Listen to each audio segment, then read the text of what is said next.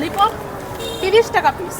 আচ্ছা এটা 100 গ্রাম, মানে 100 গ্রাম ওজন আছে এটা। আচ্ছা আর আছে ভেজ মোমো আছে 40 টাকায় 6 পিস, চিকেন মোমো আছে 60 টাকায় 6 পিস।